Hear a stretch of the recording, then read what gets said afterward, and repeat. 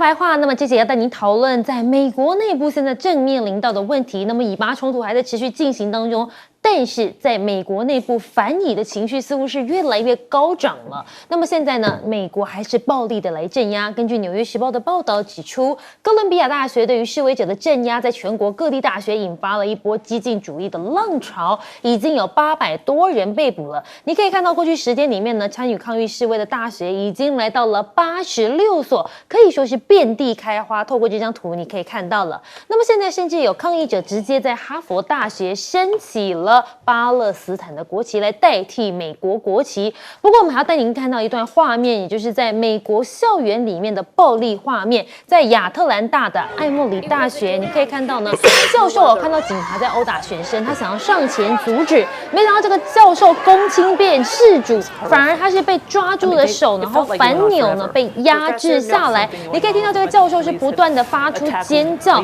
但是呢，这个美国的警力呢还是以这个优势的人数来将他压制。那这样子的画面曝光，也让很多人是觉得相当的错愕。不过我们带你来看到的是，现在呢，在这个世界各国的首都也出现了大规模抗议以色列侵略加沙的示威活动，包括了在哪里，在欧洲各地都遍地开花，英国的伦敦、丹麦的哥本哈根、瑞典的赫尔辛堡、德国的柏林、奥地利的维也纳，甚至在这个突尼西亚的突尼斯。那么意大利呢，示威者更是堵路抗议 G7 成员对于加沙战事的立场。只不过现在我们看到的是，美国面临到这么大的问题，当然也会影响到美国总统拜登的民调。但是以色列似乎还是继续攻击，传出国际刑事法院将下令逮捕以色列总理纳坦雅胡，美国现在正在想办法阻止。一旦逮捕令发出之后，将重挫以色列的形象。据传纳坦雅胡正在猛力的游说各方出面阻止，而且美国正在设法使用外交手段，防止国际刑事法院对于纳坦雅胡发出的逮捕令。那么拜登成70年来现在已经是最不受欢迎的美国总统了。CNN 民调献出一大警讯。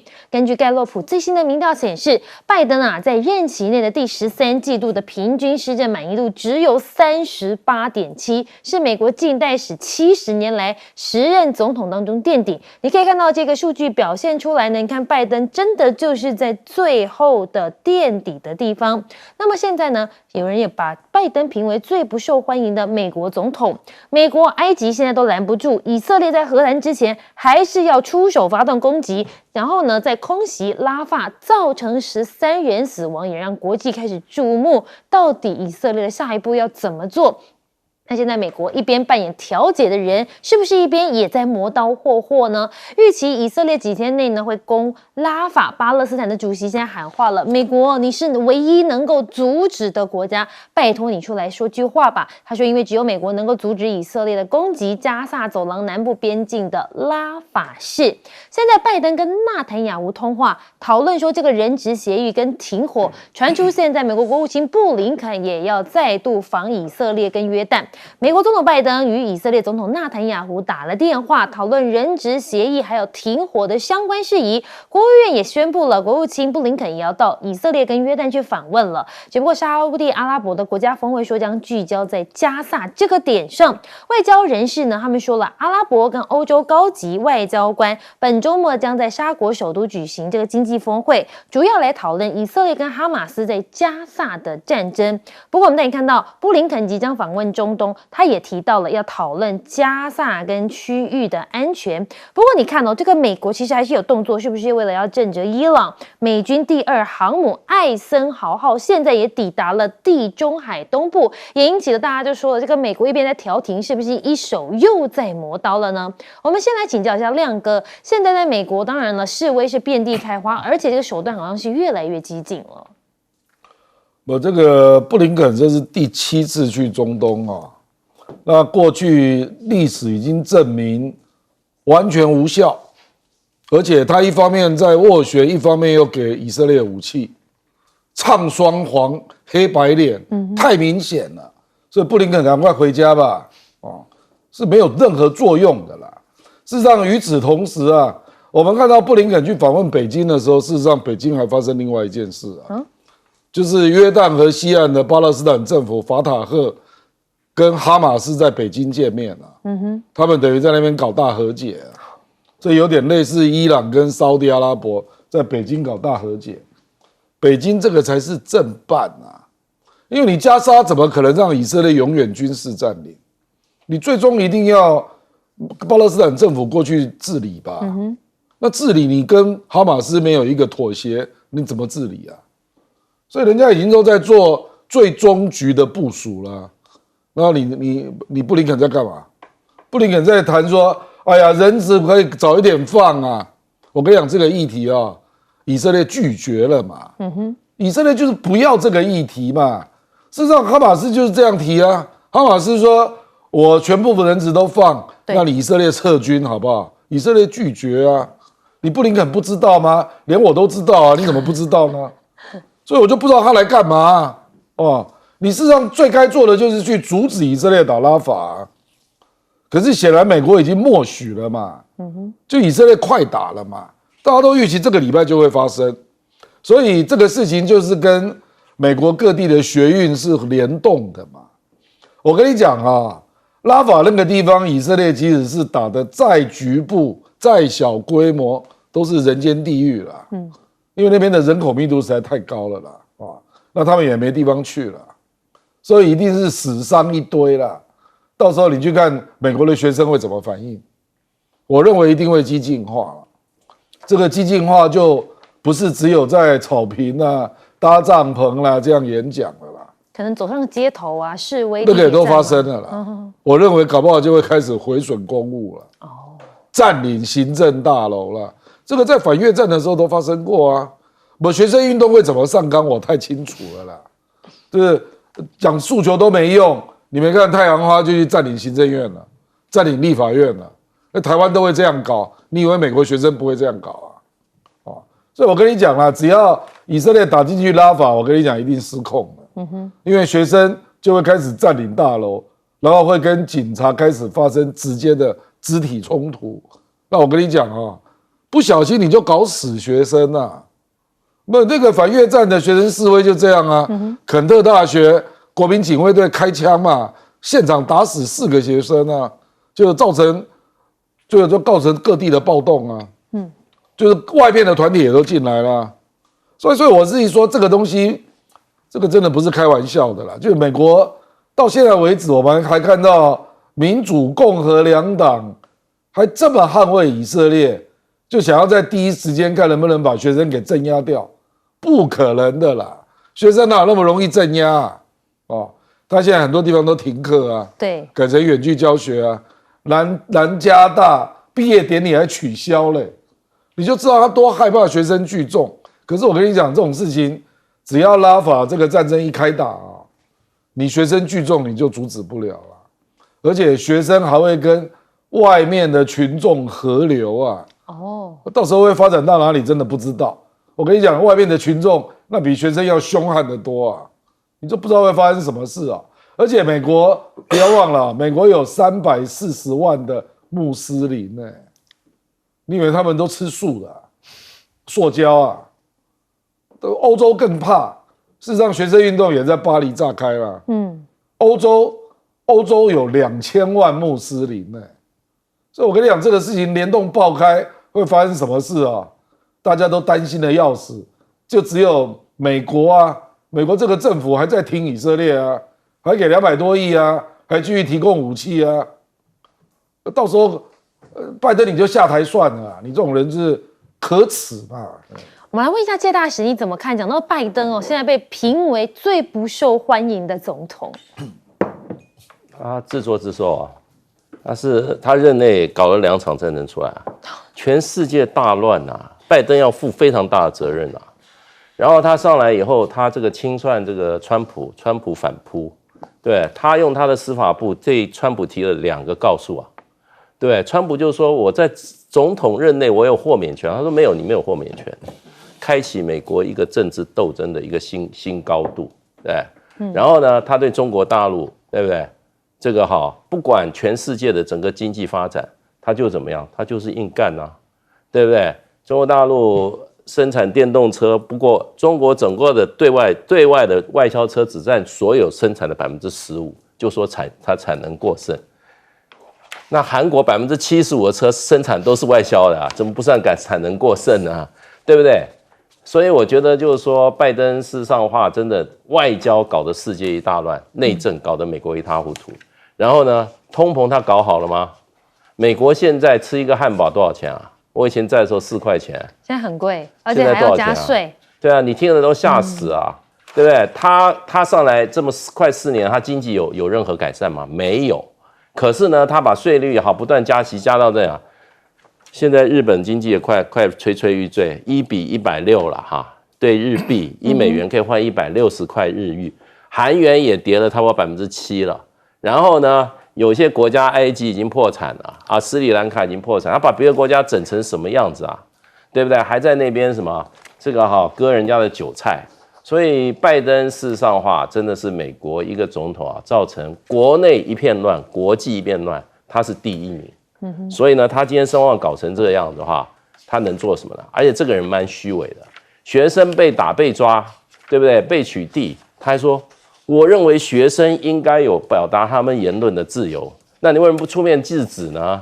你这总统是干假的啊！他意思说这都地方政府搞的。对啊，他碰到事情的时候他就推责任，好处的时候就往自己脸上抓。所以我觉得啊。美国有这个拜登这个总统啊，是美国的不幸，更是这个世界的一个祸害。这个俄乌战争事实上会开打的话，跟当时拜登的政策有非常大的关系。这场战争今天美国也没占到什么好处。你世界上说实话搞成今天这么乱，尤其欧洲人，那么真的就怪一个领导者他的无能跟他怎么样，他道德上的瑕疵这个会带来都是灾难的。你不要以为领导者天天在那边多那个他对我无害。所有的灾难，世界上的灾难都是那些政治领导者所造成的，大灾难都是他们都造成的。那大的这些好的事情跟他们有关的比较少，人民自己努力。可是大的灾难，你看历史都是像拜登这种无德无能、自私自利的领袖造成的。所以今天在美国他得到这个评价是我跟你讲是明智实归啦。好，我们来请教一下厉将军，那你又是怎么看呢？我特别要说这个拉法这一场人类的最大的一个浩劫，即将在我们眼皮底下就要开始上演了。以军进攻拉法是绝对是势在必行，如箭在弦上。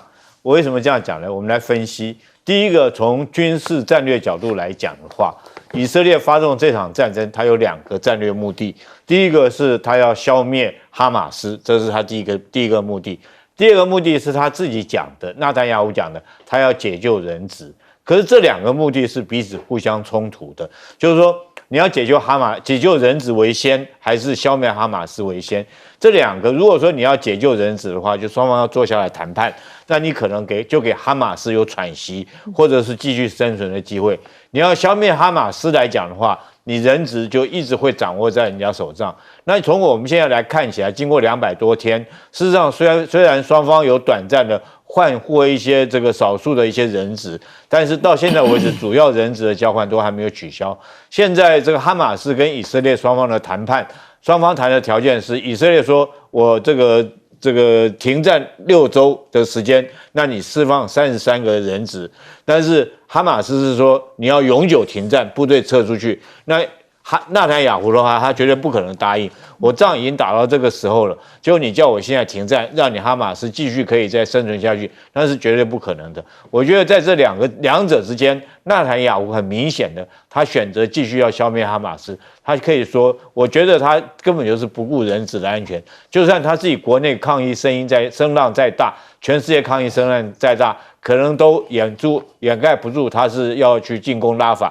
第二个，我从最近的这些双方的一些军事战术行动来看的话，我们那天看到他从加沙撤出来一个师，我们都以为双方有缓和的迹象，结果搞半天他是把这个师撤出来，目的是在什么？是在对伊朗要开战，对不对他把他这个部队撤回来，保护他自己以色列本土，然后对伊朗发动战争，伊朗打击他的大使馆，然后干嘛？当伊朗这边局势已经比较这个缓和之后，已经没有这种缓和之后，他现在又立刻进军到拉法地区去。派了2个预备役的旅进入到加萨走廊，在这个汉尤尼斯那边、拉法那边就准备要进攻。我想全世界各地的抗议，这个纳坦雅胡是根本就听不进去了，他已经下定决心一定要将哈马斯消灭。但是我觉得这场战争会打得很血腥，为什么呢？因为目前知道的讯息是，哈马斯在拉法地区，它北部并没有完全被歼灭掉，它全部退到拉法来。那拉法现在有5个营的兵力。就哈马斯有5个营的兵力，所以以色列如果硬要进去的话，那在这种状况是双方必然就像是日本最后死守硫磺岛一样，双方必然是发生一场很血腥的战斗，以色列可能也会付出很重大的伤亡。哇，好，那么我们休息一下，广告之后回来带您继续讨论，在亚洲的局势现在又是发展到如何了呢？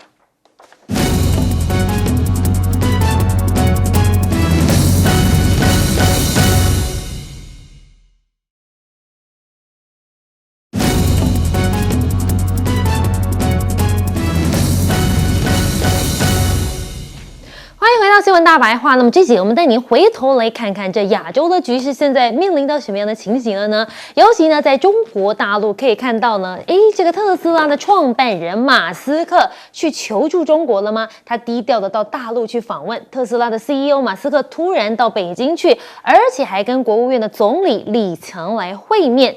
那么今日的头条热搜，大家就说，你可以看看马斯克呢到底是谈了什么？你可以看到这个马斯克跟李强2个人的坐姿，相对起来，马斯克是相对比较正襟危坐的，连背都不敢靠。但是相对你可以看到呢，这李强倒是相当的淡定泰然自若。那么呢，他甚至是整个靠背好像做的蛮轻松的。相对来讲，你就说了，这是不是就看得出来马斯克是有所求的这样子的动作呢？从肢体语言就可以解释出来。那么现在不到1年之内就2次访问了，现在是不是对大陆是求中心切呢？我们看到李强说，特斯拉在中国的发展堪称中美经贸合作成功的范例，平等合作、互利共赢才符合2国的根本利益。现在中国超大规模市场将始终向外资企业敞开，中方言出必行，将在市场扩大、准入等方面继续下功夫，为外资提供一个更有利的营商环境。那马斯克也回应啦，马斯克怎么说呢？特斯拉在上海的超级工厂是特斯拉表现最好的工厂，得力于这中国团队的勤劳跟智慧，特斯拉愿意跟中方一起进步、深化合作，取得更多的共赢成果。而马斯克呢，甚至还讲到了一段话，说未来的汽车都会是电动的。他是怎么说呢？一起来听听。How does it feel about seeing all these EV cars on the streets of Beijing? It's good to see electric vehicles making progress in China. I think all cars will be electric. 可以看到呢，马斯克说，真的很高兴看到电动车在中国取得的进展，未来所有的汽车都会是电动的。路透社说，马斯克到北京进行一次令人意外的访问。他说呢，马斯克正在寻求北京同中方高级官员会面，讨论出在华推出全自动驾驶的软体 FSD， 那么并且希望获得将中国境内搜集到的汽车数据转移到国外，以用于自动驾驶的演算法训练的许可，而且这马斯克刚刚跟李强见面之后，马上就获得了许可。中国的汽车工业协会随即就表示了，这陆续要来解除特斯拉的禁行了。马斯克18号低调访中，跟李强见面之后呢，大陆汽车工业协会突然发布了这样子的公告，特斯拉通过了国家车辆资料的安全4项诉求，因此呢，各地陆续的要来解除禁行。那么现在还没讲说，在上海的超级工厂生产的特斯拉车型，在车外人脸资讯等匿名化处理，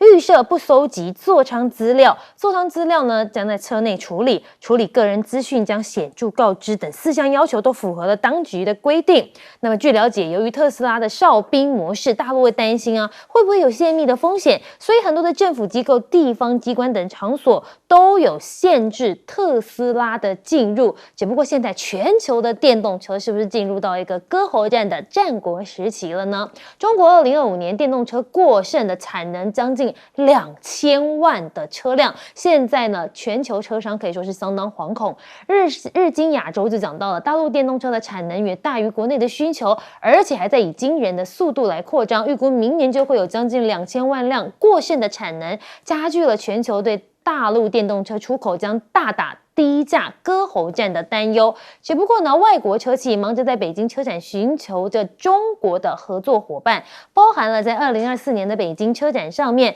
大众啊、丰田等全球汽车的制造商都积极的来参展。业界高层就说了，这些外国汽车的制造商正在积极寻找大陆的合作伙伴，而且新的合作关系也等着要来宣布。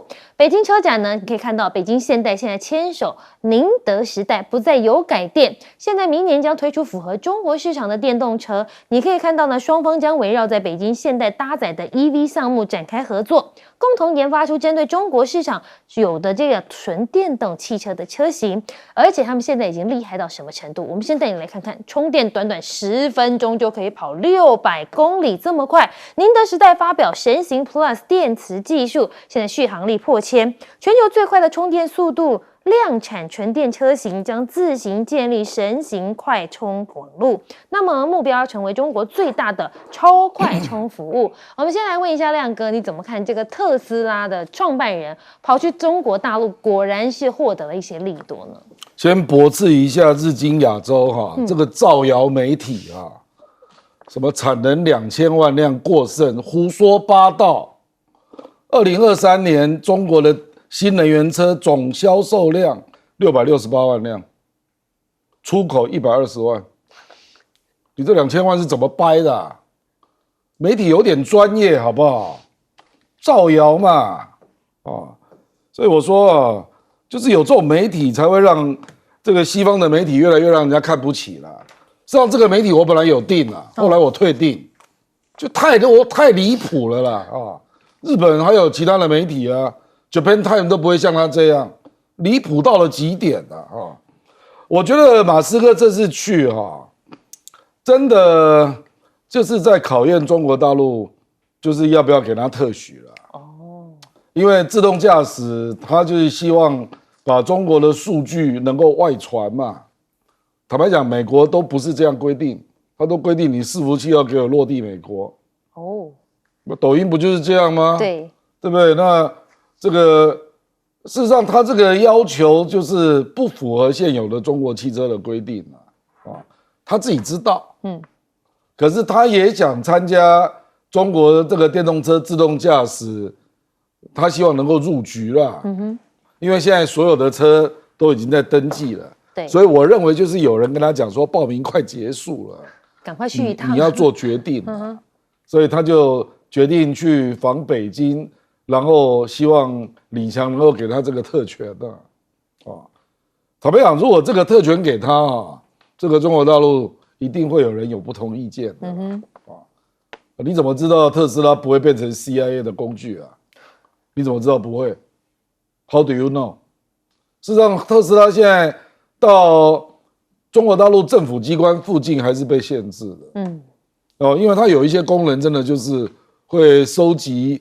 数据影像我跟你讲，不止声音直接录下来还有影像，全部全录。对，所以你去想一想嘛，这个影像回去美国会产生什么情报作用？这谁知道所以我的意思说，那而且又是自动驾驶，又是没人的，那谁知道这个自动驾驶的管控中心在哪里所以我的意思是说，这个东西。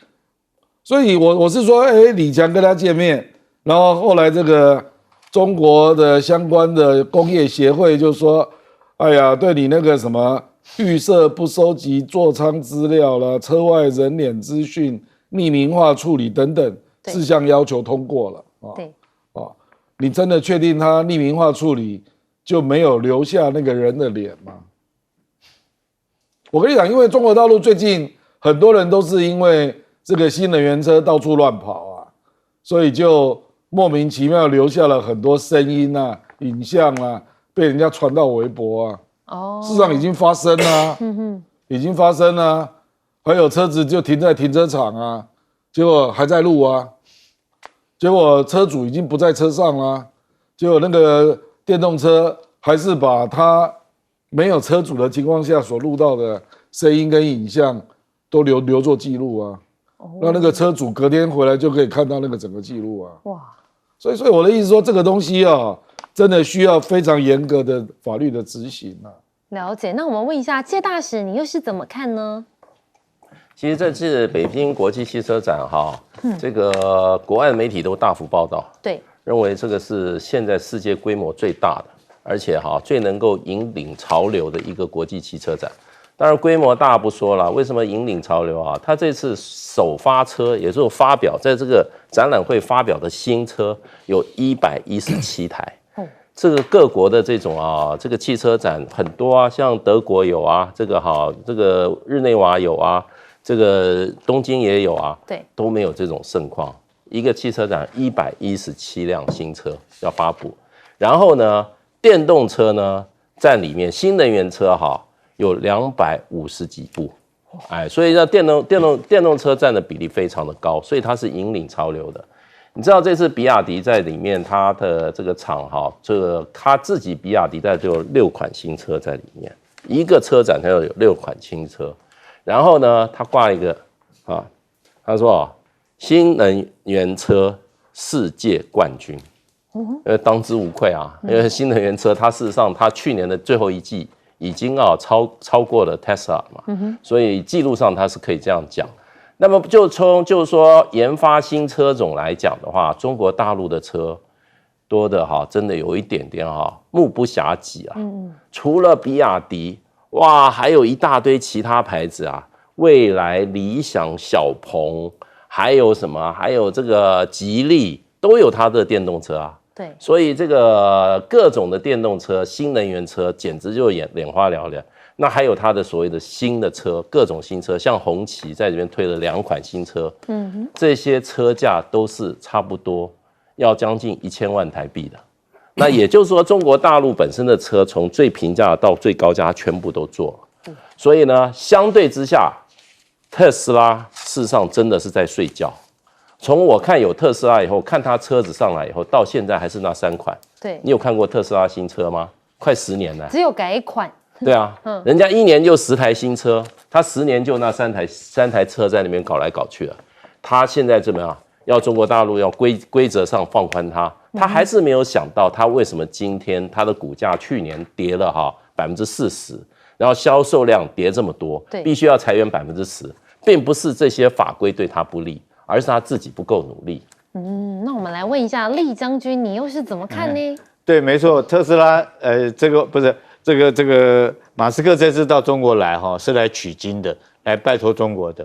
他这次来最主要是要跟中国要一样东西，因为我们知道他年底他这个车价已经跌下来很多了嘛，他要有新的东西出来。他推出来新的什么呢？预定在今年8月的时候，他要推出来一个叫做萝卜计程车。Robot 机器人计程车啦，就自驾的计程车。是。那自驾计程车最重要的是什么？就是说你要有很多的大的数据，你这个大的数据里面，然后才能够运算，说是你碰到什么状况啊，什么红灯绿灯啊，你应该怎么样来操作来自驾的晶片。那在这种状况之下，有这个大数据的，目前就是中国有。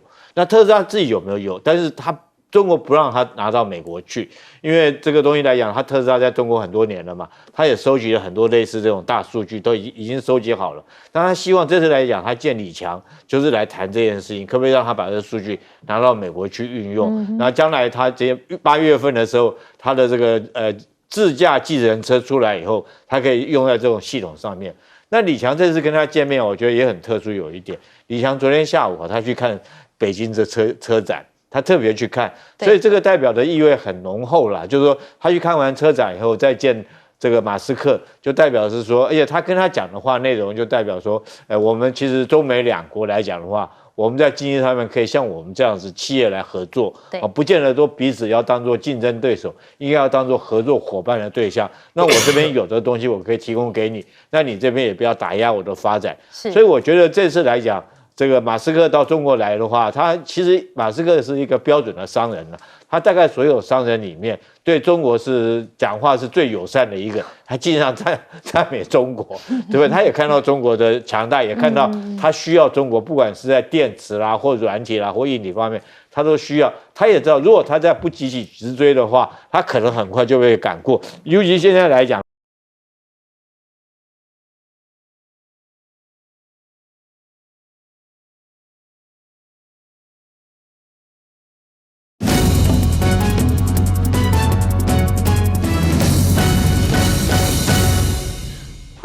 新闻大白话，我是韦佳琪。那么这期要带大家来看看这国际局势到底是怎么演变的。那么加入我们这节的来宾包括有前驻纽大使谢文吉谢大使午安，佳琪好，各位朋友大家好，以及我们的退役少将厉正杰厉将军午安。佳琪好，各位观众大家午安。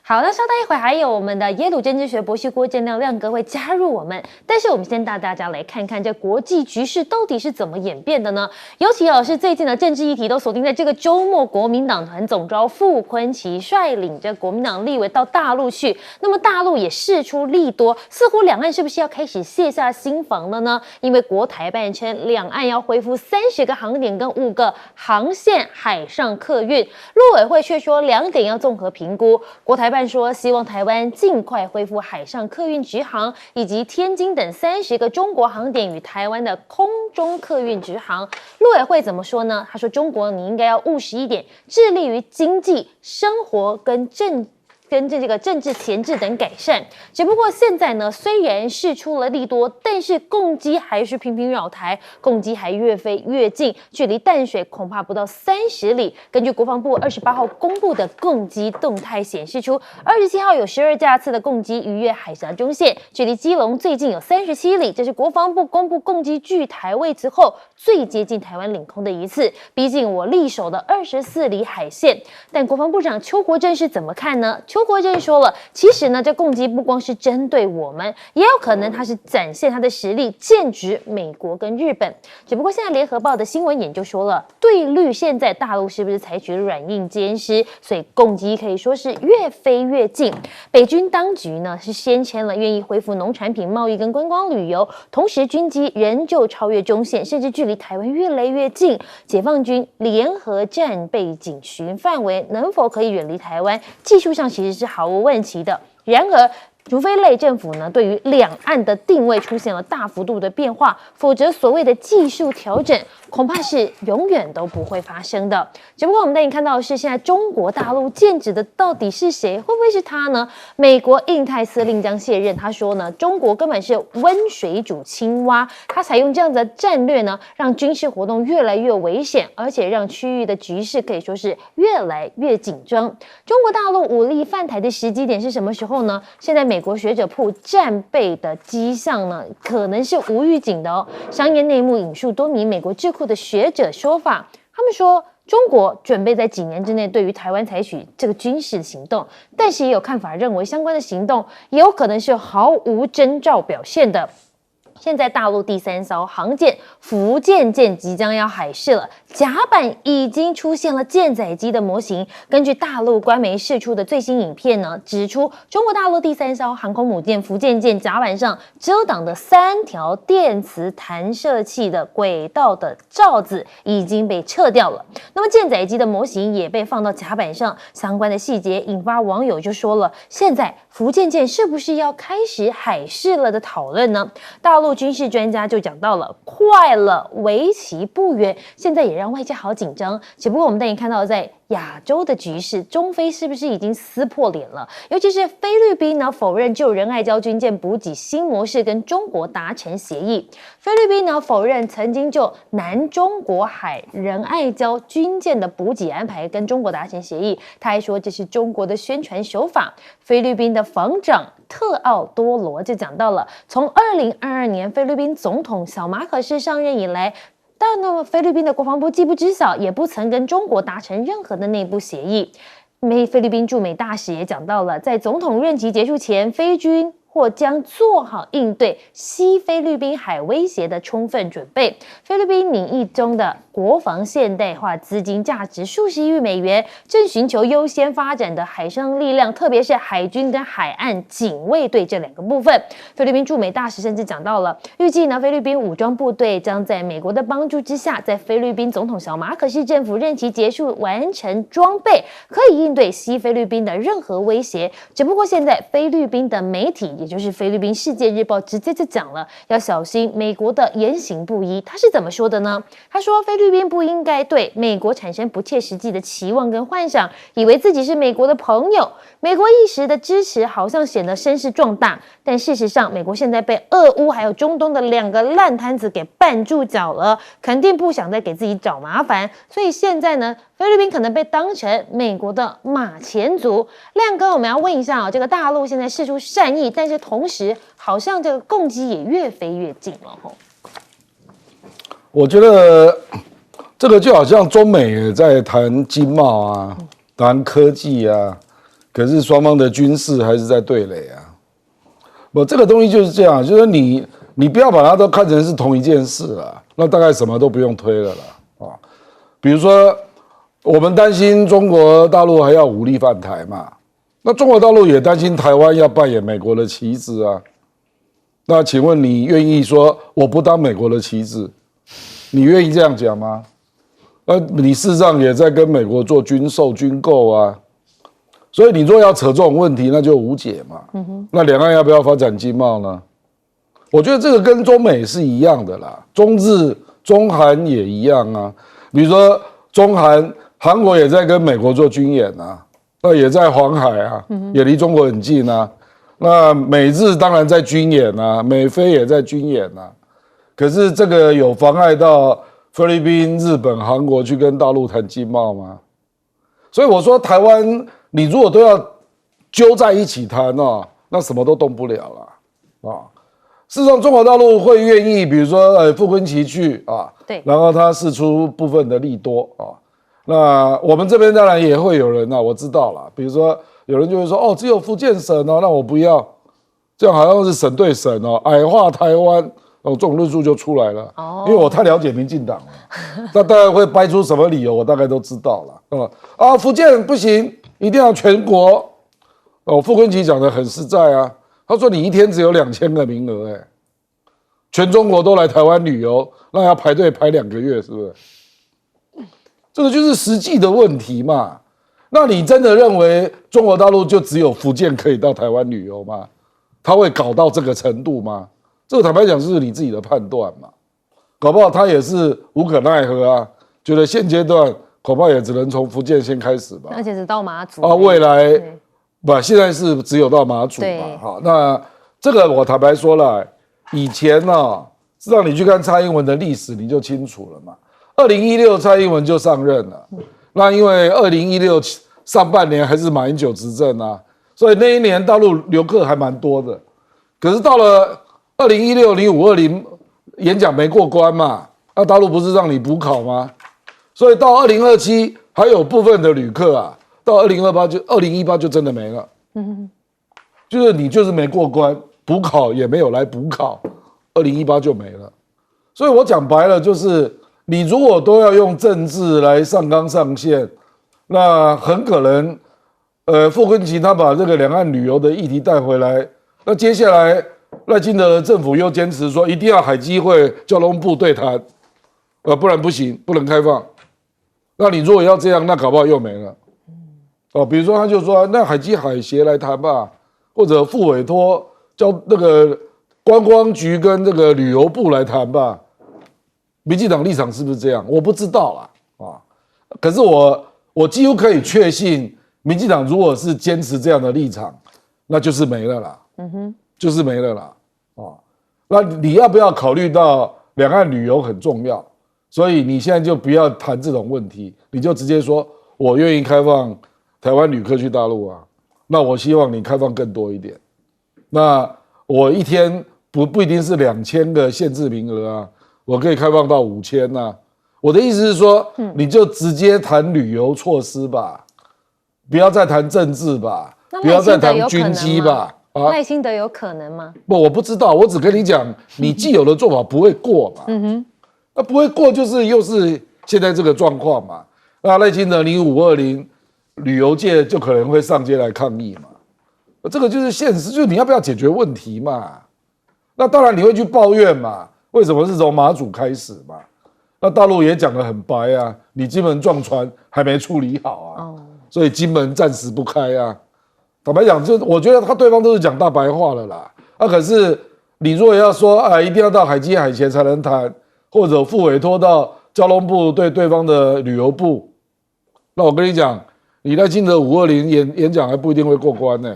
又来了，如果你又上纲到说，你不能够飞机绕台啦，那我跟你讲，那不用谈了啦。不然大陆也访问你啊。那台湾可不可以承诺不当美国的棋子啊？台湾有可能承诺吗？不可能嘛。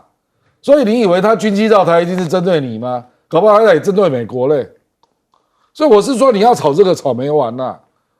如果中国跟韩国谈就要谈萨德飞弹，那什么都不用谈的啦。那中国跟日本一谈什么事情都要扯到美日安保，那就不用谈了啦。那你跟菲律宾要谈，你中程导弹先给我撤走，那大概什么都不用谈了啦。所以我是觉得有一些事情，民进党自己也要开始脑袋要灵活一点啦，不然什么事情都不用谈了，大概是这样啦。好，我们来请教一下厉将军，那你认为呢？就中国大陆最近动作这么多，那背后是剑指谁呢？我特别要讲虽然说我想法可能比较悲观，也一定会被骂，可是就像是我跟那个印太司令一样，卸任的人通常都会讲实话，我也讲实话，对不对？台湾说温水煮青蛙，其实这只青蛙，我们这只青蛙已经被煮熟了，只是说人家随时随地又要把你夹去配而已。我特别讲你看这个。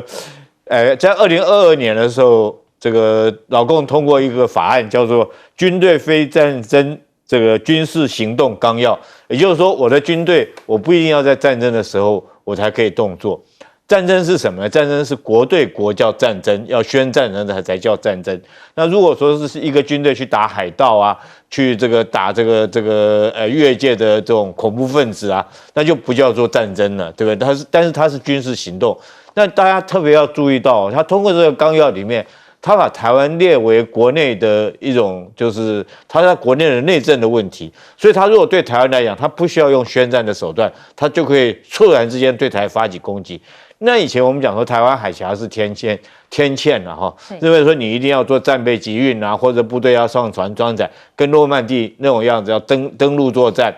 但是以现在，我觉得以这个解放军的目前的武器状况来讲的话，他只要能够达到一个反介入跟拒止作战，拒止你美军进来的话，以他现在实力，他可以跨岛作战。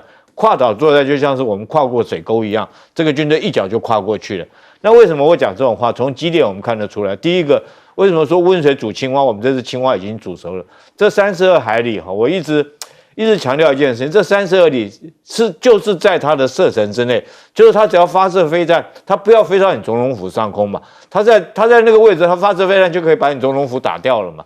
那而且它一架歼16有12个挂架，可以带将近10吨的炸弹，你说它是不是随时都可以发射？只是它要打不打。那第二个来讲，以前我们认为它是运输数据有问题，现在来讲的话，它随时可以装载，不是说滚装货轮然后干嘛，它早就预备好 standby 在那个地方，对我们来讲威胁是很大的，尤其是当福建舰或者是辽宁舰改装之后，它可以达到反介入这个介质美军进入我们台湾来的话，它就有可能就像他们专家所讲的一样，可以在翠然没有预警状况下对我们台湾动手。你看，他如果12个挂架，一架飞机可以同时就摧毁我们12个这个雷达。当雷达被摧毁掉之后，再加上它的这个导弹系统来讲的话，我们台湾可以说所有眼睛都被打瞎了。那你后续还打什么仗？不过我讲这种话，大家也不必太担心。我们都一直要强调一件事情，我一直强调就是大陆对台湾来讲的话，其实他要的是一个不是纯粹军事武力的占领，那跟俄罗斯去占领乌克兰或者是以色列去攻打加沙是完全不一样的战争行为。他要的台湾是一个完整而可用的台湾，他要的是台湾的民心。如果说你凭武力、凭着流血、凭着杀戮来的话，那将来来讲的话，你要治理这个地方会给自己造成很大困难，就跟以色列现在对加沙一样，或者是说这个俄罗斯对乌克兰一样，那埋下长久以后的这种仇恨，那就永远治理不了。所以我们看到现在来讲的话，大陆这次傅昆萁去，他就是军队执政党跟民众分别来处理。对军事方面来讲，他摆出他强硬的态度，但是对民间来讲的话，他用更柔软的方式，会给你更优惠的这个条件来希望你的民心能够回归到我的这边来讲。尤其是我们看到他现在来讲的话，不管是对傅昆萁或对马英九，他不再讲统一，他是讲中华民族。那我想说他已经让步到这种程度，接下来就看赖清德愿不愿意接招了。那我们来请教一下谢大使，你又是怎么看呢？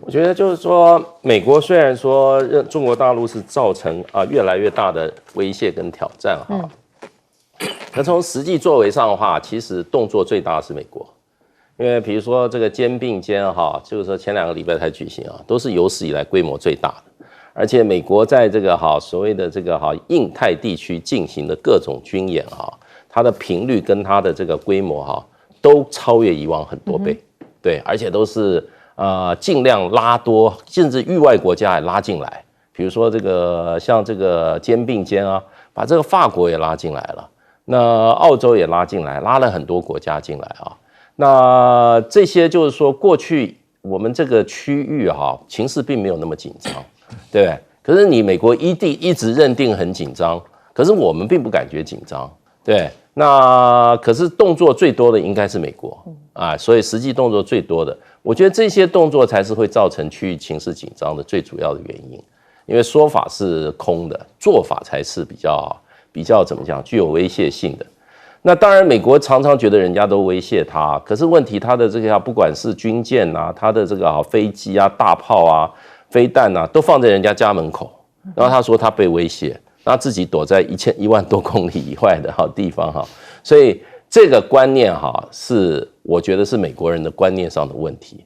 你常常觉得你受到人家威胁，可是呢，你的做法又让别人天天就生活在你的这个不管是大锤子大榔头枪炮的这个面前，所以到底谁在威胁谁这很难讲。